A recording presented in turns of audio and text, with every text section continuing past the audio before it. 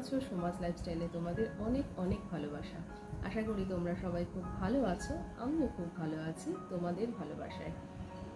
খুব ভালো আছি আমাদের বলতেই হবে, কেননা যে পরিমাণে গরম পড়েছে, এমনিতেই গরমের জ্বালা, তারপরে যদি বলি যে আর পারছি না, আর ভালো লাগছে না, সত্যিই কিন্তু আমরা আর পেরে উঠবো না। আর আমাদের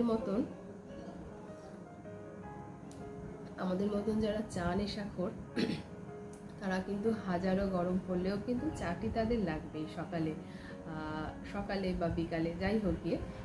মধ্য কথা, যারা চা নেশাখোর। আমি দিনে দুবারই চা খাই, এই লিকার চাটা খাই। শ্রীমতী চলে যাওয়ার পর কতক্ষণে চাটা খাবো, চাটা খেয়ে বেশ হা হা হা হা প্রাণ ফিরে পেলাম, এরকম একটা ব্যাপার।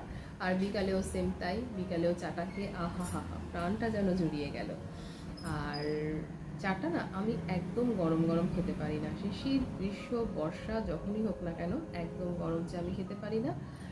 এখানে যে চাটা আছে, যে পরিমাণ এটা টেম্পারেচার, এটা যে কেউ খেয়ে বলবে এটা কি তুমি চা খাচ্ছ নাকি, কিন্তু আমি এইরকমই চাটা খাই, হালকা হালকা গরম আছে। আর আজকে সকালবেলা আকাশটা না একটু মেঘ মেঘ মতন লাগছে, মেঘ ঠিক না, মানে এখনো রোদটা ঠিক ওঠেনি, বাইরেটা একটু হলেও মনে হচ্ছে যেন আরাম লাগছে তাকাতে। এই কদিন যে অবস্থা, বাইরের দিকে তো তাকানোই যাচ্ছিল না। আর এখন বাজে সকাল 7:30, আর আজকে হলো সোমবার। শ্রীমতী তো স্কুলে চলে গেছে, আর ঘরের কিছু কাজগুলোকে সেরে আমি একটু বেরাবো। কেন বেরাবো তো চলো আর একটু পরেই সেটা বলছি, চাটাকে শেষ করে নিই। শেষ, এবারে রান্নাঘরটা মুছবো। রান্নাঘরটা মুছে এই বাসনগুলো রান্নাঘরে রাখবো। আর কি, ইনি বেরিয়ে গেছেন কি করে, চুলগুলোকে টেনে টুনে বাঁধলাম, উনি আবার বেরিয়ে গেছেন, উনি বেরিয়ে গেছে। তো চলো রান্নাঘরটা মুছি আগে। রান্নাঘরটা মুছি, এখানে কটা বেসিনে কটা বাসন জমা পড়ে আছে, বাসনগুলো মাজতে হবে। আর এনাকে এখন ভরবো ফ্রিজে আছে অলরেডি দুটো এই সাইজের 1 লিটারের দুটো বোতল আছে, একটা 2 লিটারেরও বোতল আছে। 2 লিটারের বোতলটা সম্ভবত হাফ হয়ে গেছে, এটাও ভরে রাখি। জল যে পরিমাণে লাগছে, প্রচণ্ড গরম।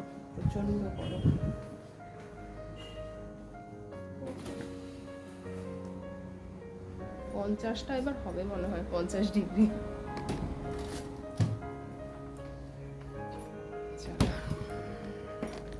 বাকি গাছগুলো সারি, ছাদে যেতে হবে, আমার গাছগুলোকে স্নান করাতে হবে। রান্নাঘরটা মুছে নিই, রান্নাঘরটা মুছে আসলে অপেক্ষা করি না ময়লাওয়ালার জন্য, ময়লাটা ফেলে আমি জলটা ভরে আনি, তারপরে যাই ছাদে, তাতে করে কি সুবিধা হয়। নাহলে একবার আবার নিচ ওপর এতবার নিচ ওপর করা যায় না, ওপর নিচ আমি আর করতে পারি না এখন, আর ভালো লাগে না, সেই এনার্জি এখন আর পাই না। আর যে পরিমাণে গরম পড়েছে, প্রত্যেকে প্রচুর পরিমাণে জল খাওয়া উচিত, সেই সঙ্গে শরবত খাওয়া উচিত। গান হচ্ছে এখানে, একজন যায় আর কি, গান চালাতে যায়, জোরে জোরে গানটা চলে, তো কোথা দিয়ে কখন কি কপিরাইট চলে আসবে। আর এই গরমে প্রত্যেকে বেশি বেশি করে জল খাও, আর শরবতটা মাস্ট খেতেই হবে।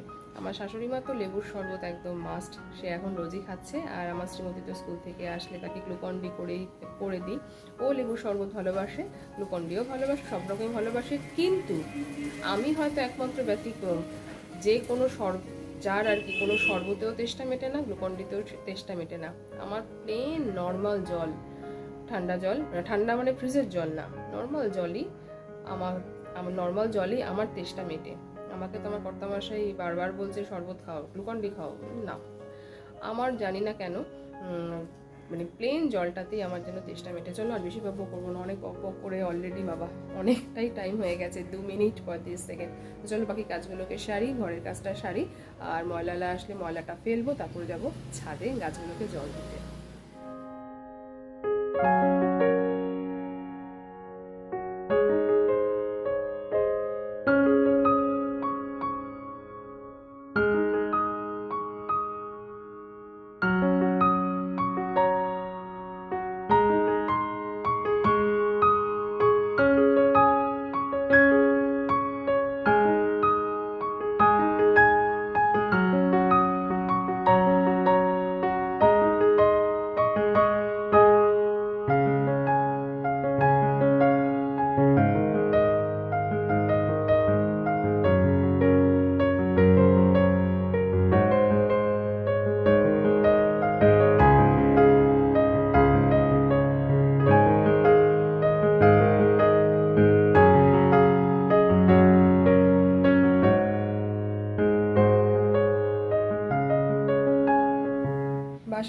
পাচ্ছি, কিন্তু এখনও পাত্তা নেই। কোন দিকে কোন গলিতে ময়লা নিচ্ছে কে জানে। দিকে দেরি হয়ে যাচ্ছে, 8:15 বাজে। যাই ছাদের থেকে বরঞ্চ আগে জলটা দিয়ে আসি, তারপরে যখন ময়লা ফেলতে যাব তখন জল ঠলগুলো ভরবো। রোদটা ওঠেনি ঠিকই, কিন্তু গরম লাগছে, কষ্ট হচ্ছে, ঘেমে গেছি অলরেডি।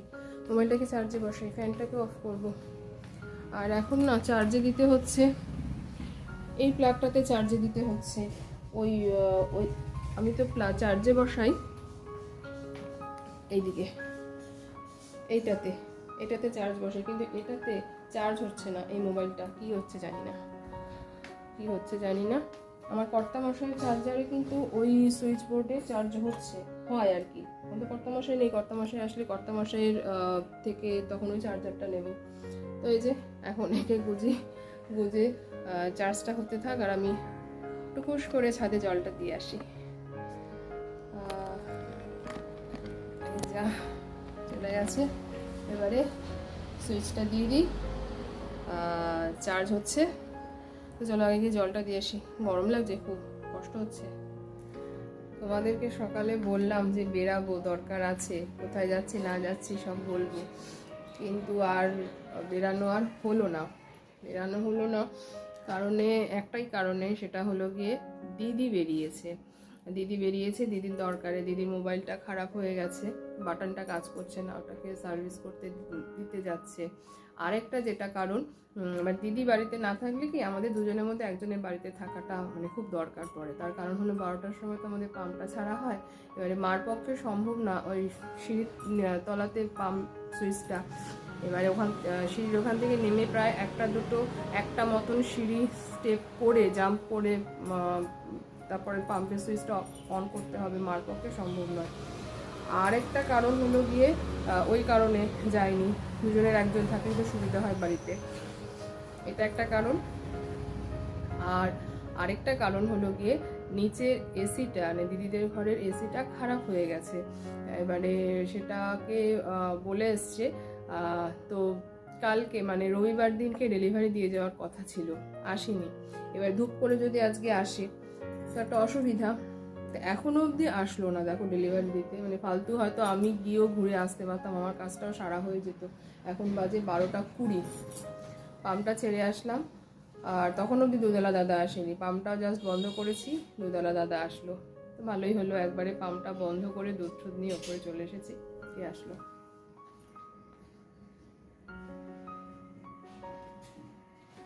দিদি চলে এসেছে। এগুলো মাঝখান থেকে দিদির কাজটা হয়ে গেছে, হয়তো আমার কাজটা হলো না। এখনো এসিটাও ডেলিভারি দিতে আসেনি, এরকম পাজি। দিদি আবার বেরালো ব্যাগটা রেখে, যাকে চোখ মুখের অবস্থাটা এরকম লাগছে কেন, মাথার চুলগুলো শুষ্ক। এবার যেহেতু আর বেরানো হবে না, ঘুমিয়ে পড়েছি। স্নানটাও সেরেছি, স্নানটা করে নিয়েছি, যেহেতু ঘরের কাজ টাজ একদম সারা, স্নানটা করে নিয়েছি। এবার স্নান করেছি, মাথাটাও তো ভেজা, ঘুমিয়ে পড়েছি। হট করেই ঘুমটা ভাঙলো তখন 12:15 বাজে। যাকে আর সকালবেলা ওয়েদারটা যেরকম দেখলাম, মেঘ করেছে, বেশ ভালো লাগছিল। আর এখন ঠিক ততটাই উল্টো, প্রচন্ড রোদ উঠেছে, সেই আবার ড্রাইনেস চলে এসেছে, মানে লু বইছে বাইরে। দেখি তোমরা বুঝতে পারো কিনা। দেখো আমি একটু বারান্দায় যাই, দেখেছো মানে অবস্থা দেখো, রাস্তাঘাটে কোনো লোকজন নেই।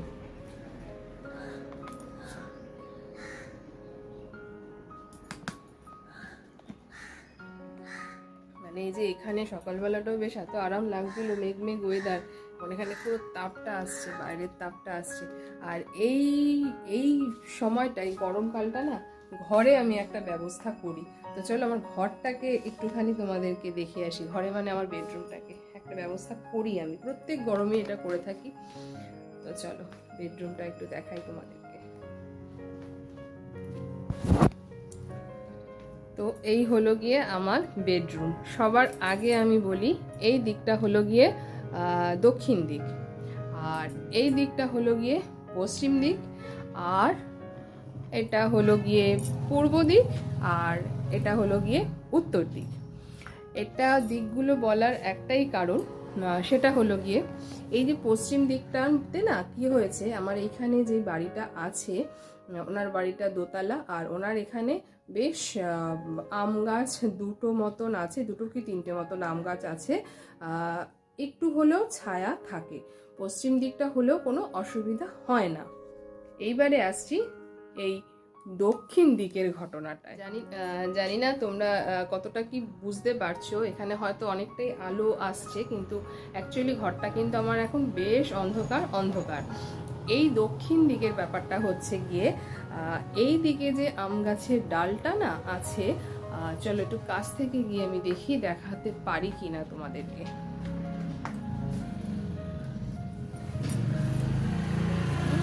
দেখেছো এই যে এই আম গাছটা, এটা আমাদের না পাশের বাড়ি, আমও বেশ ভালোই ধরেছে। এই আম গাছটায় এইবারে কি হয়েছে, এত পোকা, এত পোকা হচ্ছে, সেই শ্যামা পোকাগুলোর মতন পোকা সারা ঘর ভরে যাচ্ছে। আমি জানলা পর্দা কিছুই খুলতে পারছি, আর পর্দা যদি সরাই আমার ঘরে মারাত্মক পরিমাণে পোকা হয়ে যাচ্ছে। আর হচ্ছে কি স্প্রে করছি, হিট স্প্রে করে কি হচ্ছে, যতক্ষণ গন্ধটা থাকছে ততক্ষণ পোকাগুলো থাকছে না, আবার যেই গন্ধ চলে যাচ্ছে পোকাগুলো আবার আসছে। ফ্যানটা ছাড়ি, লাইটটা একটু ধরাই, নাহলে তোমাদের সাথে কথা বলতে কিরকম লাগছে, অন্ধকার অন্ধকার। লাইটটা ধরালাম, ফ্যানটাও ছাড়লাম।